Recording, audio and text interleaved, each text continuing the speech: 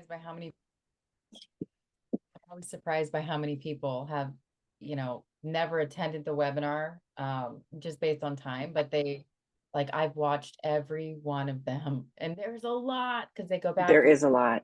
you know, and we do several per week. So there's just a lot of free content out there, and people who are asking the questions are obviously reaching out for some kind of answer, but they're helping other people because they're not the only ones with that question.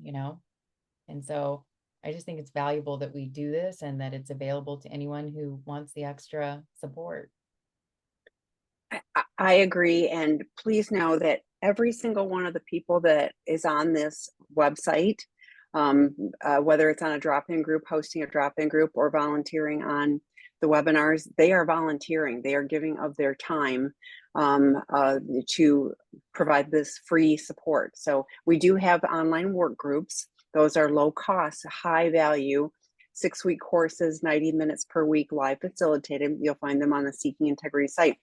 But those include some basic information like sex addiction 101 or porn addiction 101. We have a separate one for betrayed partners, which is great. And healthy boundaries, a really big topic and a struggle, because it's not just like these 3 things. It's like, what do you need personally, for your healthy boundaries? So getting those kind of components. And then, as the deeper work is ready to begin, inner child, attachment wounds, healthy intimacy, out of the doghouse.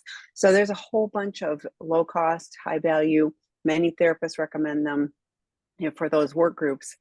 Those are psychoeducation. They are not therapy or treatment, but they are super helpful. Many of the alumni of our residential program continue on with those courses because it's a continuation, but it also is some of the deeper work. So I'd invite you to check those out on our website too. But the drop-in groups, separate from a webinar, which this is live and then recorded, but the drop-in groups are not recorded. They are per category, so to speak. So like betrayed partners, addicts, female is separate from male addicts. So they are categorized. You will find the information on our website, and you can always email me, Tammy, TAMI at seekingintegrity.com. We've got so many resources separately. And since I'm yakking, Erin and Dr. Rob both offer one-time expert consultations that can be helpful if you're stuck, or if you're at the beginning of this journey and you're just going, we want to be put on a path rather than flounder for, a bunch of time. Those can be really helpful. Again, reach out to me and I'm happy to tell you more about those as well. So lots of resources. That's just honestly the tip of the iceberg on our website. So we're happy to help. I mean, this is why we do this work, is so that, people can find healing, in the middle of a very painful process. So, okay, Erin, my essay and I broke up 4 months ago when his addiction was revealed. He apologizes almost daily, but has not sought treatment, and we are not getting back together. I have struggled with everything that has transpired and have been seeing a therapist. He recently offered to meet with a therapist together if that would help me. Is this a good idea? I'd like to have a productive conversation where maybe the therapist can mitigate the gaslighting and get some answers. That's an interesting question. Thanks for reaching out with that one. That's a different spot than many people are. Yeah. So first of all, I just want to validate that it is incredibly painful, and it's even more painful when it's revealed and then you're in the process of trying to heal, but he's apologizing daily, but he's not backing that up with any kind of action. Apologies, I always say that after this process, really words mean nothing. So apologies, promises, it means nothing because they've lied. They've lied and their words don't mean a whole lot. So action is the only measure of any kind of forward progress. And what you're stating is he's not sought treatment. So his apologies are very empty. So in terms of a therapy session, if it's helpful for you, okay, I would say it needs to be very boundaried. And the therapist needs to understand, I am coming for this reason specifically. I am coming for closure. I am coming for, to be able to have my final feelings heard. I am coming for these reasons. Otherwise, what will happen is that if he's apologizing daily, then he's holding out hope he can convince you to stay. And unless you're open to staying, that session will be about his needs and what he would like to get across to you, since you're not willing to continue the relationship. So I'd say you have to be very selective with your therapist, right? And also, I would say letting them know this is exactly what I want from this session, and this is exactly what I don't want. I am expecting these things, and I will not participate in these types of conversations, right? But if it's helpful for you for closure to be able to get out what it is that you need to say, and to be able to walk away having said those things in an environment that's a little bit more controlled versus, like you said, the gaslighting, right? You're experiencing that conversations I have with him is defensiveness. He's minimizing his behavior. He's promising that he'll never do it again. He's doing it. And you may have to say the boundary is like, I'm not engaging in any of that. Here's why I'm coming, and this is what I want out of it. If that's helpful for you, so not helpful for him, meaning don't let him choose the therapist, and don't let him decide on what's going to happen in that session. Otherwise, it'll be just used as another kind of manipulation tactic to get you to, stay with him or hear him out, or, hear the reasons or the whatever it is. Because at the bottom of all of this, he's had 4 months to show action, and he hasn't taken any action. And so I don't know specifically what was discovered or what's going on, but what I do know is that just based on what you wrote, that session could go really south if you're not fully in control of it. So do you have, like, he's reaching out all the time with apologies. Do you have any thoughts on boundaries around contact? I mean, yeah, that's something that came up for me right away, was like, I would be blocking that. Do not reach out to me and apologize. Do not reach out to me with excuses. The only thing I'm willing to even entertain the idea of hearing about would be, what actions are you taking to move forward? What treatment are you in? What meetings are you going to? What therapy are you going to? And not just one of those things, all of those things. Because I feel like you're trying to get to safety. Your world's been turned upside down. You're grieving the loss of a relationship based on what you kind of thought it was, and it wasn't that. And every time you get that text, every time you get those, there's an emotional response within you that is inhibiting you moving forward, if that's in fact what you want to do. So I would definitely be putting boundaries around, yeah, the daily apologies. Like, hey, by the way, I have no interest in that right now. I've heard you once, I heard you again, you're sorry. Therefore, there's shame, there's whatever. But ultimately, action is the only thing um, that matters at this point. And even action may not matter to you, because I have decided we're not getting back together. Please stop contacting me, and block them. Just That's just the tip I have in terms of, if you're actually trying to move forward and you're trying to recalibrate and feel safe in yourself, those types of things upend a lot of the trauma all over again. It keeps you in the pain versus moving you towards healing. So good catch. Yes, absolutely. Well, and one other thing I was thinking of is, like, if I decide to go to this and I think I'm going to get all of the details in that, I mean, that would be traumatizing what should be in a formal therapeutic disclosure with a process. And so I felt like there could be some really big landmines, even if you're going into it and you have safety of, like, I'm not looking for, manipulation to get back together again. If you're going for, I want the data, I have concern about that too. Do you have any thoughts on that? Yeah, so I would recommend, first of all, going with a CSAT therapist, a certified sex addiction therapist, because they're 100% well versed in you may go with a therapist that's not trained in this, and they could fumble this terribly, meaning that well, I just need to tell her what really happened. I just need to, and we know that like trickle disclosure or bomb, like atomic bomb disclosure like that is incredibly harsh. And especially when you're caught off guard like that, it can throw you for a loop. And so, and we don't even recommend disclosure if you're not going to stay together. Some people want to know for their own reality, their own safety, if children are involved, that type of thing. And I understand that. So agreed. Yeah. A CSAT would say, hey, we're not doing disclosure here. There's a process for that if indeed you choose that you want that and we're moving towards that. And this is how we prepare for that. Both parties are prepared really thoroughly for that process. So yeah, agreed. Yeah. Watch out for that as well, because that we've heard that story many times where they showed up to the therapy session and the partner, the addict used it as an opportunity to kind of like absolve themselves of all their shame and guilt by telling all the truth. And that can actually be really traumatizing to do it that way. All of the truth or some of all of the truth. Sure. Yeah. So, yeah. Okay. Next question. My sex addict has been in SAA for just over 4 months. D-Day was over a year ago, and now he's finally in recovery and sober.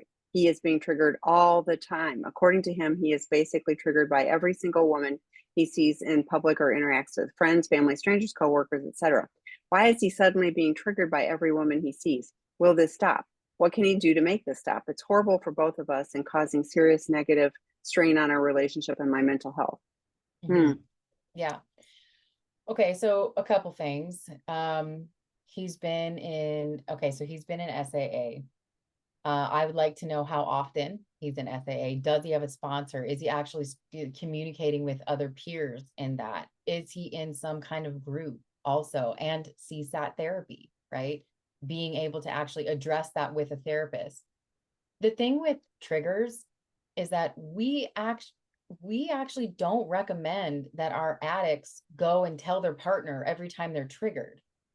I say if it's in your mind, take it to your sponsor, take it to your recovery brothers, take it to your therapist. But actually putting that on your partner every time you're triggered, first of all, creates a trauma response in her. Your trigger becomes her trigger. So now, even when this passes, you're out and every woman that walks by, you're wondering, oh, is he triggered? Is he freaking out right now? It's one thing to like summarize, right? When you're doing a check-in, like I've been triggered lately and I'm reaching out to my sponsor and here's what I'm doing about it. It's another thing to you're in some ways the therapist in this role when he's constantly offloading onto you every time he feels triggered, which is yeah, keeps you in this loop of oh my gosh, what's going to happen next? He's on the edge. He's not doing well. Everything there's an uptick in his fantasy. There's an uptick in, and that's not your role, nor is that healthy for you trying to recover yourself from D-Day, which was not long ago, being able to move down this path. So I would say if it's in your mind, take it to your sponsor, take it to your recovery brothers, take it to your therapist, but don't use your partner as your accountability partner on a daily basis. That's traumatizing for her. And also, like you said, strain on the relationship. Great, we're at the grocery store and we're trying to shop for our food for the week. And I'm now over here having to like wonder every person you're looking at. That's so unhealthy and triggering for you. Your triggers have become his triggers. And that's yeah, your mental health, certainly. That would just be like, let's pour gasoline on the betrayal trauma fire every 5 minutes that this is happening. And it's led you to believe, like, will this stop? Yes. Um, and I don't know if he's just reporting now that he's being triggered all the time or that he's always been this way and he's just being more vocal about it now. But ultimately, it's not just, oh, I'm triggered. What are you going to do about that? What are the action steps you take when you're triggered? We have several tools that we give our clients, like what's the 3-second rule for looking away? How do I bookend difficult outings into public? I call my sponsor before I go. I check in with them after. I use those coping tools while I was out. So knowing that he's triggered but has action steps around it is more security than just I'm just triggered and I'm just floating around. It leads me to believe he needs more support and he needs to be utilizing the men in his life and the men in his recovery to be able to get through this phase where, you know, he's extra triggered. But yeah, we don't see this in guys that have sustained recovery. So no, this is not like a life sentence that because I'm a sex addict, I will forever be triggered by every single visual cue I ever see. In the beginning of recovery, sometimes we see more triggers because that neural pathway, is still grooved, and it's still, we're working on new synapses and new neural pathways and new skills and new ways of looking at the world. But it does subside, it does get better. We have guys in longer term recovery that are just like, I rarely have those thoughts anymore. So yeah, there's a way out, but you got to do the work. And I'm just seeing a need for action steps around triggers and support around triggers that is not you. That's a lot to bear, and would make anyone scared, worried, triggered, traumatized. Like, yeah. Yeah, and I was thinking the same thing because I was like, how many, S group meetings a week? 90 meetings in 90 days would really help. And what step is he working in? How often is he meeting with his sponsor? How many of our drop-in groups is he going to? I did put the link to our online work group, Sex Addiction 101, which starts 8/31 again. Solid. He'd have a good 3-circle plan. And and triggers are, like, that isn't an excuse to act out, and it is dysregulating, but it's also data. I am not doing something in my outer circle if I'm, if I'm struggling. So I need to figure out what I need to do. Erin gave some in the moment tools of I can do these things. But the more I'm living in my outer circle, the healthy circle, the less I'm likely to be triggered by everything. In recovery, we have, hungry, angry, lonely, tired, stressed.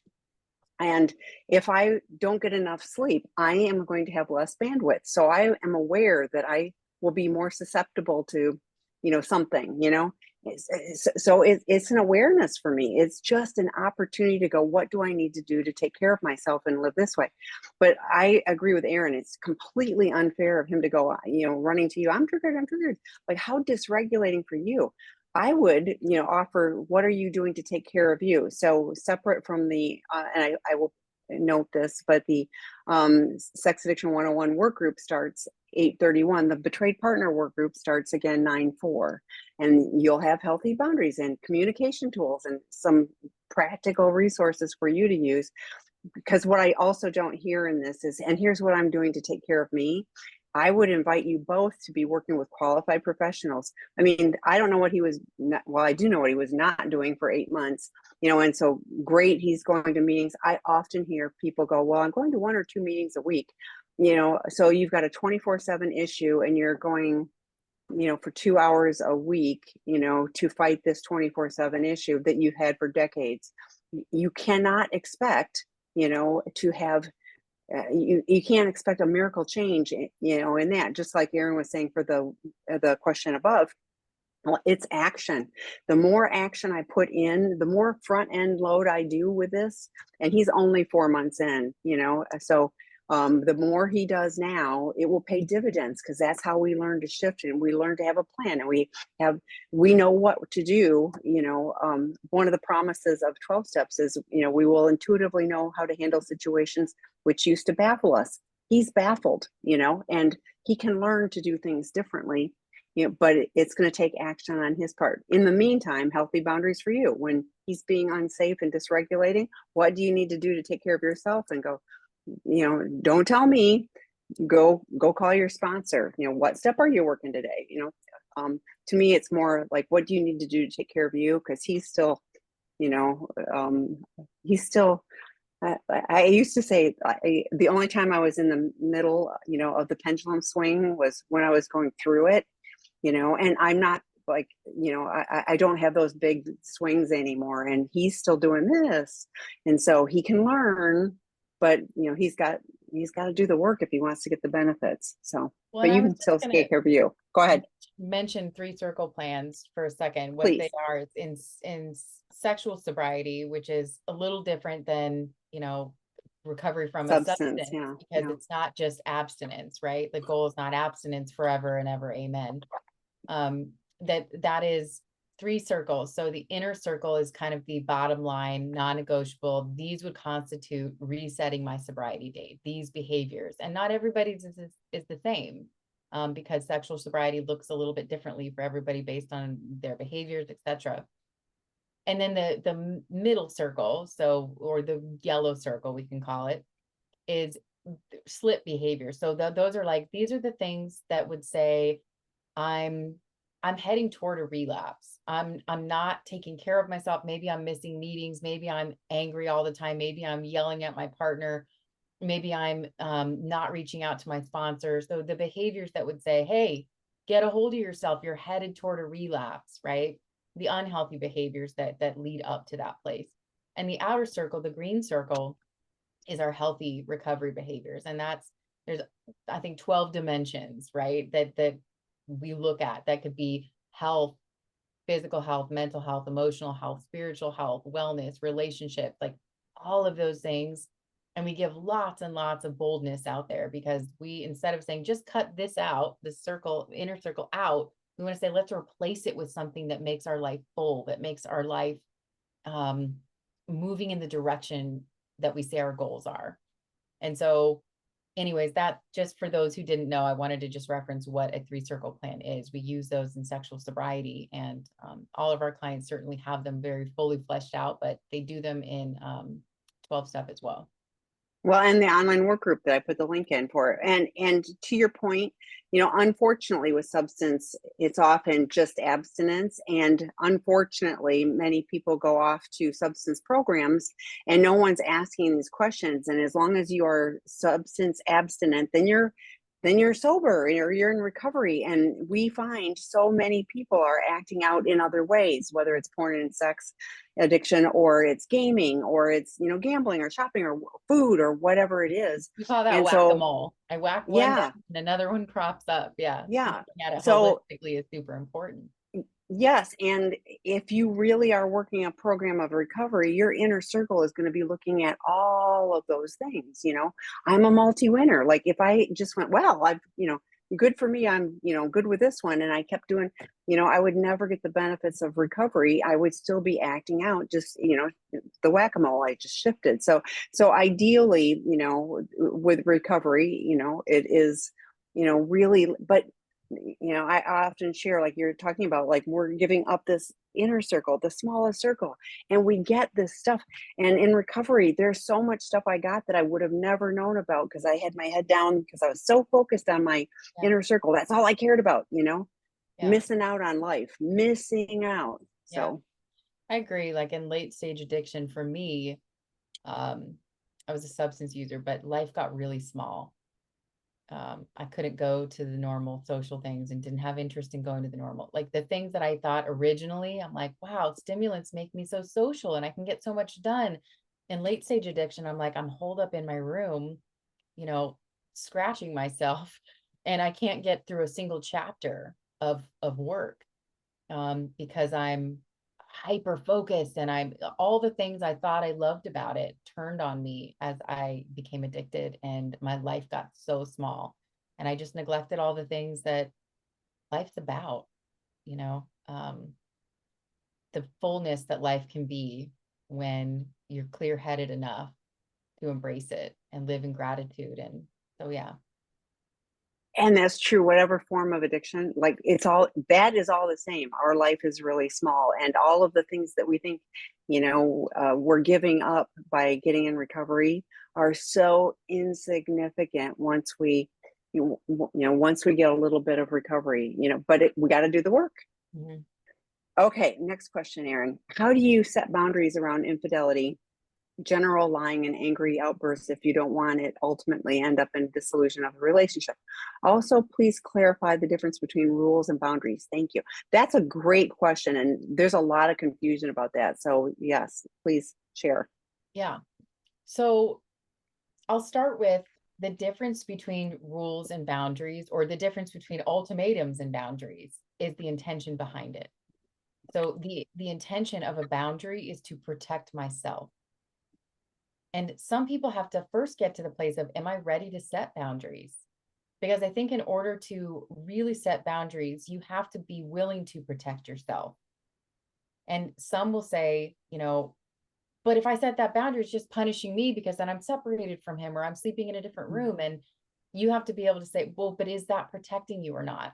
And some people are not ready to set boundaries because they're not willing to walk those boundaries out. And so the intention is, what do I need to protect myself? And by protecting myself, I mean being emotionally safe, being spiritually safe, being financially safe.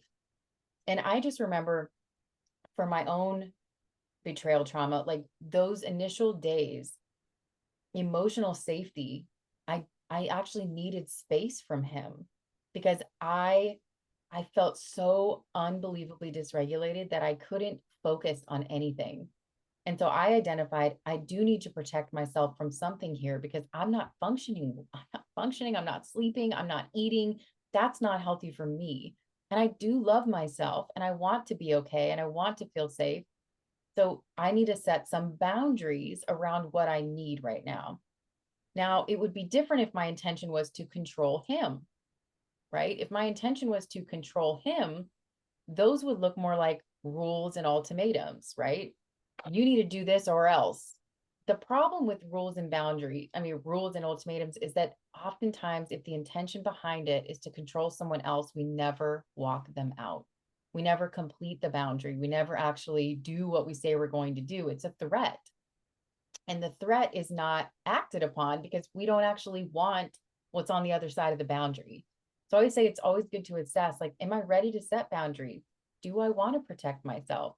And unfortunately, that might mean the dissolution of your relationship. Now, I'm not saying that that's step one. Boundaries are flexible, boundaries can change as behavior changes. And I always say that the punishment should fit the crime, right? So let's say someone's been in recovery a long time and they slipped because they omitted something and then they told you later. It's not, well, because you did that, divorce, here's papers, right? I always say you have to start where you are. Right now you're saying you have to ask yourself, what do I want to change? Okay. I obviously don't want to be in a relationship where I'm being cheated on, where I'm being lied to daily, and where somebody is angrily outbursting on me, right? So boundaries around that may not look like initially a disillusion of a relationship, maybe the infidelity. That might be, unless you go and get help, I need to stay separate for some time to take care of myself, right? Around lying and anger, and again, everyone's different. So I'm just using hypotheticals here. You may say, if you go to a place of defensiveness and anger, I will end the conversation and I will leave the room. We can reconvene in an hour when we've calmed down and we're able to talk kindly to each other. I'm no longer going to engage in conversations that are angry outbursts from you because I don't feel safe. I feel dysregulated. I want to protect myself. So the difference would be a rule is like you can't have angry outbursts, and if you do, it's over, but you don't mean it's over. So setting the boundary around what will I do? It has to have an action of what you're going to do when these things come up. And it doesn't have to mean the dissolution of a relationship, but you do have to accept that it could end up there. And what does that mean? I've set these boundaries. He does not respect them. He's not going to respect them. He chooses that he's going to continue cheating, lying, and angrily having outbursts at me. You have to decide, is that a relationship I want to be in? Can I stay in a relationship like that where I'm still able to protect and hold on to myself? What does that look like? Right? So it's challenging because I think that the question starts with us. It starts with, okay, what am I willing to accept and what am I not willing to accept? What parts of myself do I want to protect? What do I need to feel peace and safety inside of myself? And so it starts there. You have to really get honest with yourself about what actions you're willing to take and what things you are not willing to live with long term. And then start where you are. Start with, if you lie to me, and you don't tell me within 24 hours, I'm going to need to take 24 hours with you out of the home, or we're going to be sleeping separately for a week. It doesn't have to mean the dissolution of the relationship. And quite frankly, boundaries can actually be done with a lot of love, because boundaries actually allow you to safely connect to somebody. If done right, I want to connect with you, but I can't do it when you're yelling and screaming. So I'm only willing to engage when you are calm and I am calm and we're having a productive conversation. If it goes to this decibel, I'm going to have to remove myself, but I'm willing to come back within an hour and try again. Right. So all I'm saying is that you really have to assess where you're at. What do I need? What do I want? What am I no longer willing to accept? And the boundaries start within us too. Internal boundaries are about, what am I no longer going to do? I'm no longer going to engage in, you know, passively letting him lie to me and then just getting over it because I'm afraid he'll leave, right? Or I am not comfortable. I don't like who I am when I yell and scream. So an internal boundary, I'm setting the boundary for myself that I'm not going to allow myself to get to that place. I'm going to walk away and get safe within me, do some deep breathing, come back to self-care. Um, so yeah, I think boundaries and rules, the difference is the intention. The difference is the way you go about it. Boundaries do allow you to safely connect to somebody, but it's saying I'm only going to do it in this way because this other way is not helpful and I don't feel safe and I'm here to protect myself right now. So much good stuff. I threw a couple of things in the chat. On our website, we have a couple of webinars in particular. I'd like to point out the previously recorded webinars. Debbie Allen did a 3-circle plan for partners. You know, Erin just did a great job of explaining what a 3-circle plan is. Well, she did one for betrayed partners from June of last year, 2023. And it was great. And the inner circle, you know, like Erin said, for addicts, you know, the inner circle, you know, it does vary. Well, for partners, you know, some of it could be, you know, paying attention to, you know, hyper focus on what your addict is doing or not doing, you know, that can be an inner circle behavior for partners. And so that is like, okay, I am not willing to have myself be dysregulated and have all of my joy stolen because all I'm doing is focusing on that person. And so that's taking back, like Erin is talking about, what am I willing to do to take care of me? And I do think it is challenging. And I hear fear in this. It's like, it'll be the dissolution of a relationship. And I don't know, but I also, you know, I think it's interesting that first question was like, we're not together because he's not willing to do the work, you know, and at some point, you know, what kind of a relationship, you know, do you have and do you want? Another resource, and I didn't put this one in the chat, I did put Debbie McCrae does a great job, and she's got a number of resources, webinars on boundaries, including internal and external. I did not include, and I should have, because I refer to this one often. Dr. Rob did a podcast with Dr. Stan Tatkin from January of 2019 on called We Do. He has a book. Dr. Stan has a book on that, but it's what a healthy relationship is and isn't, and why we should, as human beings, want to be in a healthy relationship because we are happier, we are healthier. Like all this good stuff happens in a healthy relationship. In an unhealthy relationship, the opposite is true. We are not, you know, happier or healthier or any of those things. And so, you know, if two people are going like, hey, we're dysregulated right now, we're, you know, we're on this journey, but we're working towards having a healthy relationship, great. There's an opportunity to move forward, you know, in that way. But you know, somebody used an analogy a while back of like, you know, couples therapy. If two people are showing up and, you know, the partner usually is a person and it's like a rowboat. I'm rowing the boat like crazy. And the other person's just sitting there and we're going in circles and it's exhausting for partners. You know, no partner can save this relationship. Again, a healthy relationship is the two of us, you know, working towards, you know, healing and being in the relationship, honoring, you know, I always say it's like this, we have each other's backs. We're, you know, working on this partnership now, you know, in the moment we're here, but we have this vision of this is where we're going and we're both willing to do the work to get there. You know, obviously the addict has the lion's share of the work to do to show that they are trustworthy, taking the actions that they need. But, you know, like when I hear this kind of stuff too, it's like, I do hear the fear. And I also, you know, like Erin was talking about, you know, are you willing, you know, what she said, you know, I realize I love myself. And I think a lot of partners struggle to feel that they own that they love themselves and need to love themselves. Don't you think that I think sometimes there's a systematic breaking down of our self-esteem at times that Oh yeah. we gaslit for so long and wondering things and questioning ourselves. by the time sometimes discovery happens or D-Day happens, we don't have a whole lot left, and so then it's, how do I get the shreds of me that I have left and hold them together and hold them sacred and take care of myself? It's hard to do.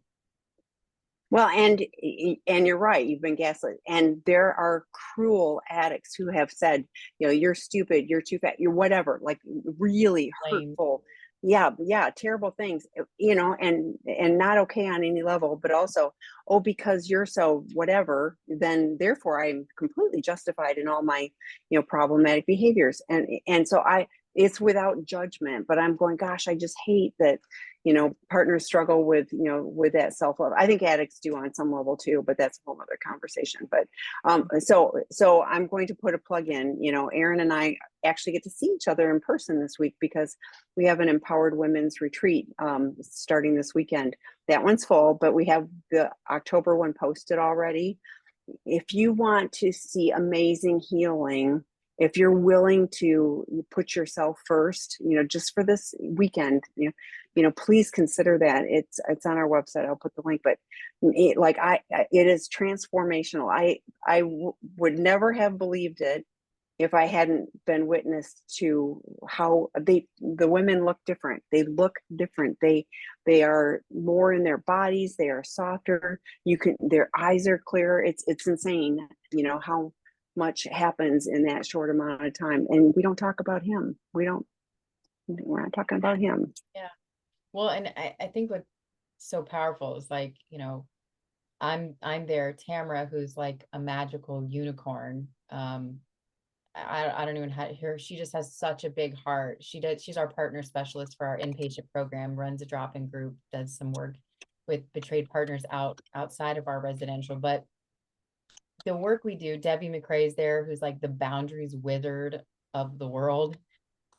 It's all very experiential. It's not like sit down and we're going to lecture you on these educational topics. It's like, no, we're going to do it. We're going to get into wrestling through boundaries and what it looks like in each relationship. And we're going to process through the hurt and the pain, and we're going to release the anger. And there's so many common themes of coming back home to me, that at the end of this, I want you to feel like you are home inside of you.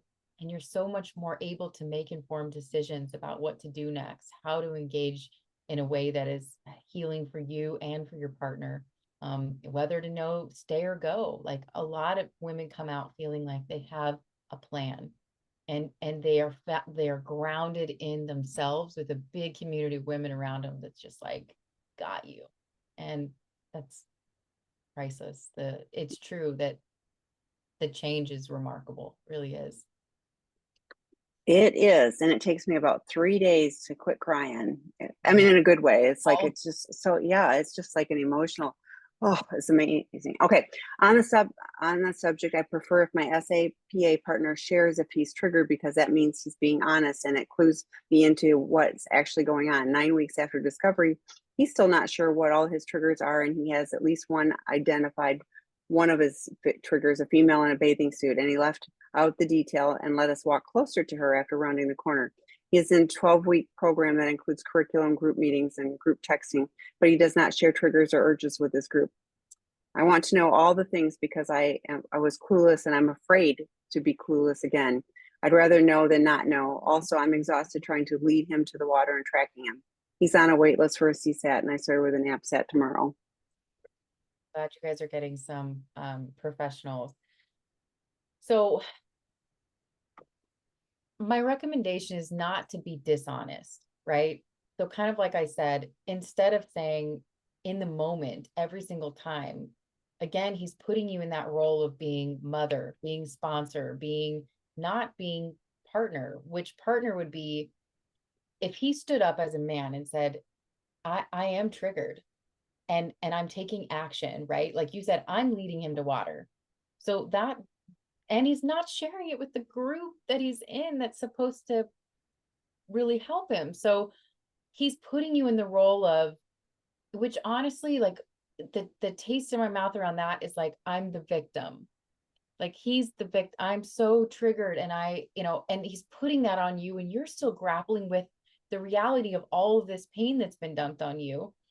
So I think it's not taking accountability, and it's not just being honest to every single time it happens, he's putting it on you versus doing what he should be doing in recovery, which is sharing it with the people that can help him move forward. It's not your job to help him move forward. You have to save your own sinking ship. It's so painful to go through this as a betrayed partner on its own, but then to be tasked with, I have to take care of him. I'm leading him to water. That it's exhausting. And tracking him, right? I learned early on that there's a very natural part of our brain in trauma, and this is trauma, that wants to know our reality. So it goes to the place of what we call safety seeking behaviors, right? So that would include tracking, surveilling, checking emails, checking phones. Because it's like, if it is exactly as you said it, I don't want to be clueless again. I don't want the other shoe to drop. If I just know, then I'll be safe. And what I actually found for myself is that it kept me dysregulated all the time. It kept me in the pain versus moving forward, because every day I was trying to prevent the other shoe from dropping. And at the end of the day, I had to realize I have no control over this. He did it for years without me knowing. So how am I going to have control now? I mean, control is an illusion. All I had control of was with myself. And I got really tired of feeling that mental exhaustion, that burnout from my central nervous system just being ramped and revved up all day long. And, but it's also, it's natural. So I want to validate that even with all the coping skills and tools and work that I do, when it happened to me, I immediately went to, oh, I'm going to do all these things that I know are not helpful for me. Right. So I just think that he has to. So I'm not saying not to share, right? To be dishonest. What I'm saying is, like, let's say you have like a nightly check-in.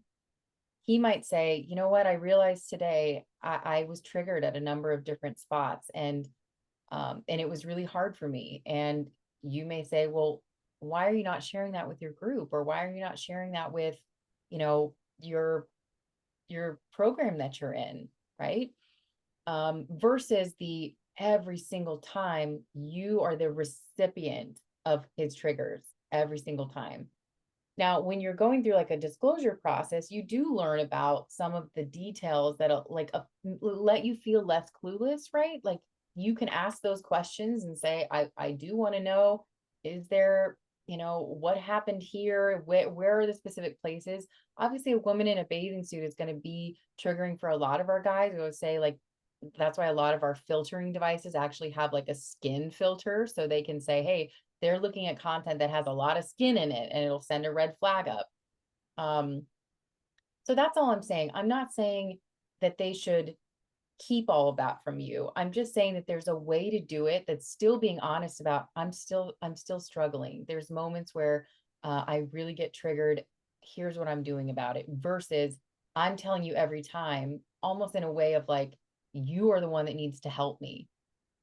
And it still sounds like he is relying on you for that, because he's not using his own program to do that. So that's all I meant by it. It's a challenge, because of course you want to be in the know. But what I had found is that some information helped to absolve like some of those questions in my mind that were lingering, right? Like, well, what about that holiday? Or what about that time where my spidey senses were going off and I didn't know what was going on? Some of that information was helpful. The too much information, meaning like down to the nitty gritty details, just created images in my mind and triggers for me that I couldn't get rid of then. And I know it's hard to express this stuff to betrayed partners, because we didn't ask for this. We didn't ask for this load of shit to be dumped on us. And it feels like such a pain in the butt for us to have to do any work around it. I always say, suffering is optional. Like, trauma and pain in life is not. Like, we're all going to experience something, and whether it be a car accident or a chronic illness, you didn't ask for it, but you would still get help for it. And so I would say there is work for us to do because we've been traumatized. It's not because we caused it, not because it's our fault. It's not. But it does give an opportunity to say, how can I dig deeper to hold on to me? Because the waves are crashing and I'm falling over. And how do I stand strong in who I am and get a community of support around me? Um, because oftentimes the addict can't be the only source of, safety. In fact, in the beginning, they're often not a source at all. They're the opposite. And so you're building that and you're working towards that, but it doesn't sound so promising to me that he's not sharing this with the people that are trying to help him. And he's instead dumping it on you. And that to me is he is not standing up as the leader saying, I'm going to move forward. Yeah. Well, and you know who's going to be able to help with triggers? People who have to deal with triggers, like they've all experienced that. They would give him suggestions and help, and processing it through with them. Yeah, I feel horrible for you because you are, you know, in the parental position of like, I have to take care of him. And what about taking care of you? Like, yeah. So, I mean, everybody chooses, and I know, just like Erin was saying, it's like, well, I'll be safe if I do this. And no, I mean, he can still lie and hide, and there's a perception that he's being honest, and maybe he is, and maybe he's still hiding things. So it really is, what do you need for your healthy boundaries, and what really is he doing? Because if he was talking to a sponsor about this, if he was sharing it with his group, yes, he's going to see a CSAT. That won't magically fix something the first 50 minutes he's with that person.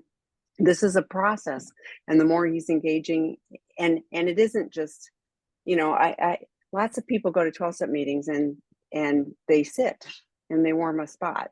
The ones that are working the steps, those are the ones that make progress, and they're doing things differently. So the more work he's doing, not just watching the meeting or the group, as a spectator sport, the more he's going to start to have the wherewithal to be able to change. So, but yeah, I mean, to me, I feel for you and the dysregulation that has to be, happening every single moment. So, okay, Erin, I'm curious about whether you encounter partners who have been enabling their partner's addiction. I feel like this is our story. So I don't feel betrayed because I knew about it and said it was okay until I finally set a boundary around acting out fantasy. Now I feel like I have to rethink years of our sex life together as an addiction, not open or queer thoughts. So I think that yes, we do encounter people that are enabling, certainly, because they're betraying their own set of boundaries and wants and needs to accommodate somebody else's, right? But in a consenting relationship, whatever's part of that relationship contract, right, that's out in the open, that's discussed, that's with the basis of communication and trust, I think that for you thought that's what it was, right? So you're engaging in it because you're a consenting adult that's saying we're communicating about this. And I would say the only way that it goes to enabling is like, I actually didn't want this. I actually didn't want to agree to this, but I was afraid he'd be upset, or I was afraid that I was like cutting down his sexuality, or I was afraid that he would reject me. Then, really that's like a betrayal of self, right? I was doing things I didn't want to do to make him happy. But if this was out in the open and we discussed it and I was fine with it up until I set that boundary, then that's called being adults in a consenting relationship. And sure, once we do have couples that are like, hey, we engaged in BDSM or we engaged in an open relationship, but all of a sudden I started to notice that it was going beyond what we had talked about. It was going beyond the relationship contract that we had. And now things were happening in secret, or I no longer was comfortable. In a consenting relationship, when you say, I'm not comfortable with this, then it ends there. That's built on trust and mutuality. And, you're obviously, we're in this together. So we make decisions around this together. So if you're now recognizing, oh man, I didn't see that this was something else, I don't think you willingly enabled anything. I think that you were part of a relationship that was sex positive, that was exploring things. And you didn't realize until you actually said no that he was going to continue, or that he was going to do things in hiding or in secret. And that this was maybe more compulsive than you had thought it was.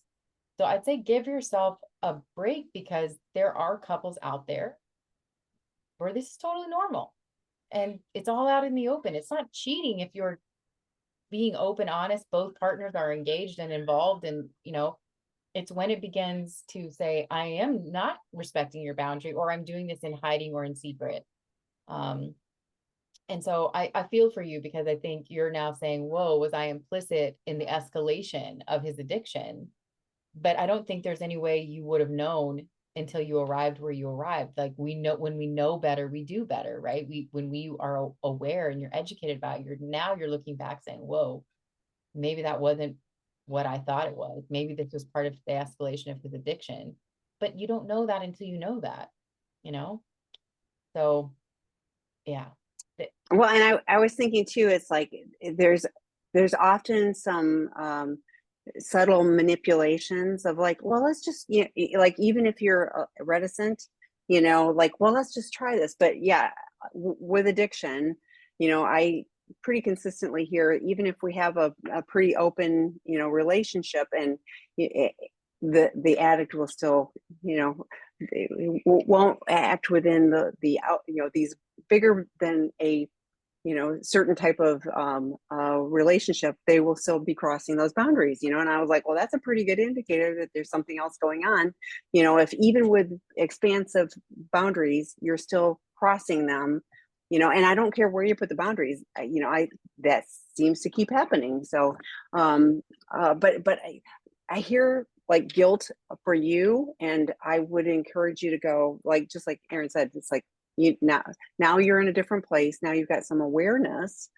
And with this stuff, I mean, Dr. Rob is really famous within this world. Nobody knows Dr. Rob until they have to. So like, like, nobody knows how to do this. Nobody has an owner's manual that, oh, like, and then I'm going to magically know that I need to do this. No, so that's why I'm so glad you're here, because we really work hard on providing resources that will help, navigate this very complicated and unique space. So, okay, the next question, and I've got lots of information on this one. Do y'all have recommendations for non-religious 12-step programs? So the only one that I know of, and I don't, I will own that I've never been to one of them, is Celebrate Recovery, is a Christian 12-step program, and I think it's generic. I don't think that there's a specific sex addiction group. It's habits and hangups. So people can go for any level of addiction, but that's, yes, faith-based. Yes. Everything else is not religious. There is, God of our understanding. It's in italic. Scott, my colleague Scott, and our colleague, not just mine, did a webinar. February 7th is posted on there, and we did kind of the primer on 12-step, and we went through some of the myths. So I know lots of people that use good orderly direction instead of God of some religious affiliation. And I like in active addiction, like our higher power was our addiction, because we did whatever it demanded of us, and we spent all of our time focused on it. So having good orderly direction can be a different path for us. So I would invite you to watch that webinar. I have posted on our in the chat, but it was February 7th. I know, because I like that one has had a lot of views, because we really broke it down. And I think it's interesting in 12-step for S groups too. Like with alcohol, you go to AA, but with S groups, there's a whole bunch of them, and we've got those posted on our website too. We've got a whole list of the different ones. There's PA, PAA, SPAA, SLA, SCA. I'm actually on the board of directors, for that. SA, SAA, SLAA, and I'm sure I'm forgetting somebody. But so getting a plan, and Scott did a great job of talking from how to navigate those and go to different meetings and find the healthy ones. So I would not let the goodness of a 12-step, I would not be off put by God of our understanding.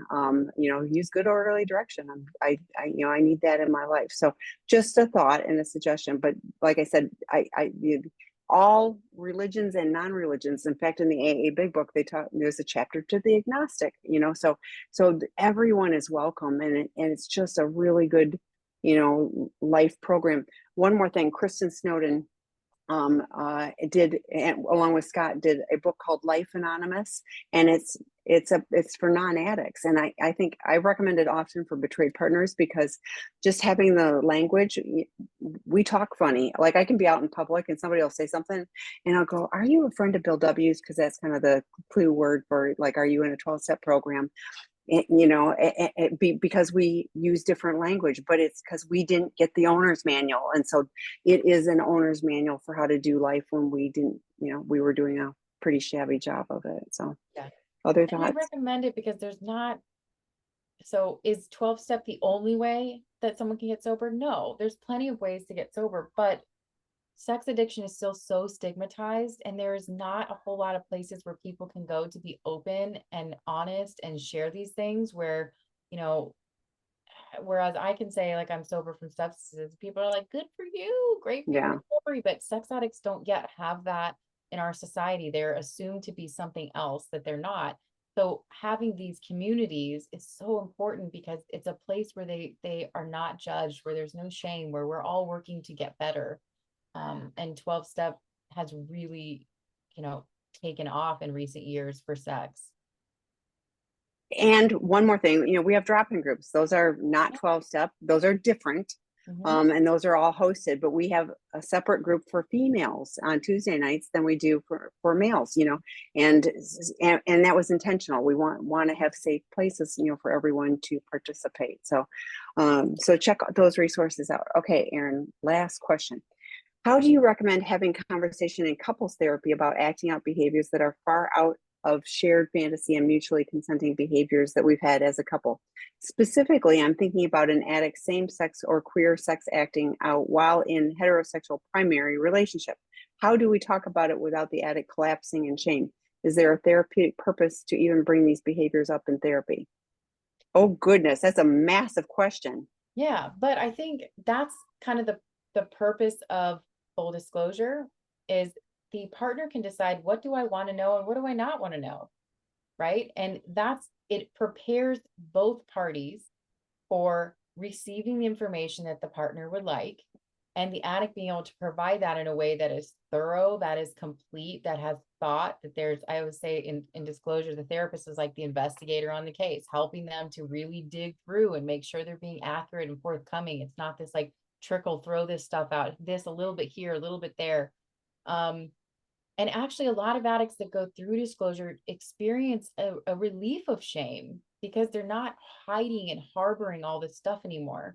Now, let's say you've gone through disclosure, you know about these things, but you want to explore, like, what's up with this? Like, where did this come from? We do have heterosexual guys that come in that have acted out with men, and their sexuality is not that they're bisexual or gay. That strictly was more available to them in the acting out that they were doing. So I understand, like, wanting to know more about that. I think that there's a way of bringing things up. I love that you're saying in therapy, and I hope that the therapist is helpful at like bringing this up in a way that's curious and explorative versus like shaming and judging.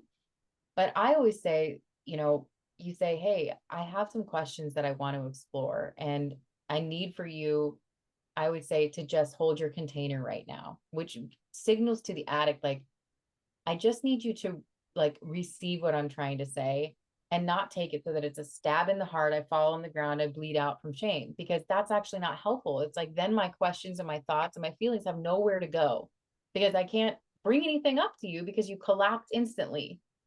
So I would say if there's deeper exploration that needs to happen, but he's collapsing into shame every single time, then that's actually where you need to start. You need to start with, he needs to work on his shame. He needs to work on being able to take ownership and process that shame before you get to the place, which is why we don't always recommend couples therapy right out of recovery, is that this is often the dynamic. The partner's really, angry, obviously, very upset, traumatized, dysregulated. And the addict hasn't really gotten into recovery yet. They're still doused in shame. They're still extremely volatile. And what can come from that is either, like you said, I collapse into it, so I can't engage in the conversation, or I become defensive. I start gaslighting, I start minimizing, I use excuses. So, all in all, I just think if he's still collapsing into shame every time, that might be where you need to start so that you can have more productive conversations around like, okay, what's actually happening here? What's going on? Yeah. And I would make sure you have qualified therapists, because like a generalist couples therapist has no clue about this stuff. I mean, they really don't. And you know, all all good, but that's not the field that they work in. You know, I use the analogy all the time of like, you know, if you've got cancer, you want the cancer specialist. This is like this level of specialty. You don't want your nice generalist therapist who's No, great at flu shots, etc. So I can say that like because I am a therapist. I went through training. I went to an excellent school that was super hands-on. We did all, and I had one class on sex. And I never heard the term sex addiction. I never so I even ran an inpatient drug and alcohol clinic for many years, and I still was not educated. So it is a very niche kind of training that coming into this realm, being trained by Dr. Rob, working, getting trained as a CSAT, like it is different. And I look back and I'm like, wow, I've missed a lot of things prior to this training that I would have led them in a totally different direction. yes. So the right help matters. And we often say not couples therapy early on.